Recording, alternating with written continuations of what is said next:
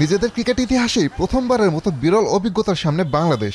আইসিসির সঙ্গে সম্পর্কের টানাপোড়েনে টি-20 বিশ্বকাপে খেলা হচ্ছে না টাইগারদের। বিশ্বকাপ না খেলায় ক্রিকেটারদের হতাশ থাকা স্বাভাবিক বলেই মনে করেন জাতীয় দলের সিনিয়র সহকারী কোচ মোহাম্মদ সালাউদ্দিন। তবে হতাশা কাটাতে মুস্তাফিজের দিকে তাকাতে বলেছেন তিনি।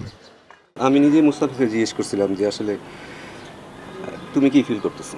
ও বলছে লেট ইট গো, মানে চলে যাওয়া, এটা চলে গেছে, যেটা চলে গেছে। সো আমার মনে হয় এটা সবাই তো আর মুস্তাফিজের মতো হতে পারবে না, বাট এটা হইলেই আসলে ওই ছেলেটার জন্য, ওই প্লেয়ারের জন্য সবচেয়ে বেস্ট হবে।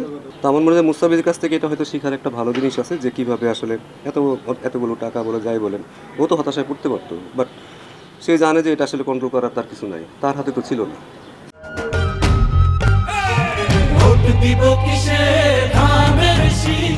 তো আমার মনে হয় বেশ জিনিসটা আসলে মুস্তাফিজের কাছ থেকে আমি শিখেছি, এবং আমরা অন্যরা হয়তো এখান থেকে শিখবো।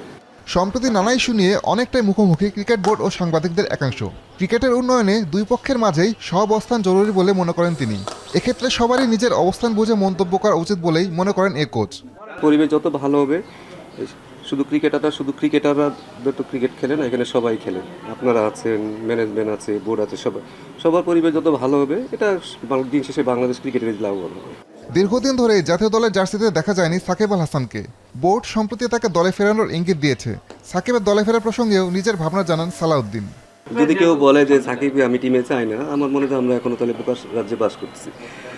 কারণ সাকিবের মতো সবচেয়ে বড় জিনিস হচ্ছে যে একটা টিমের ব্যালেন্স চলে আসে, একটা বল আর একটা ব্যাটসম্যান আপনি দুই দিকেই পাবেন দিন শেষে, এবং সাকিবও কিন্তু ফিট থাকে, সেটাও একটা বড় ব্যাপার, বাট এটা যে কেউ চাবে।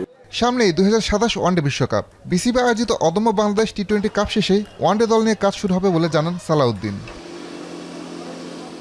আসাদুজ্জামান লিটন, এখন, ঢাকা।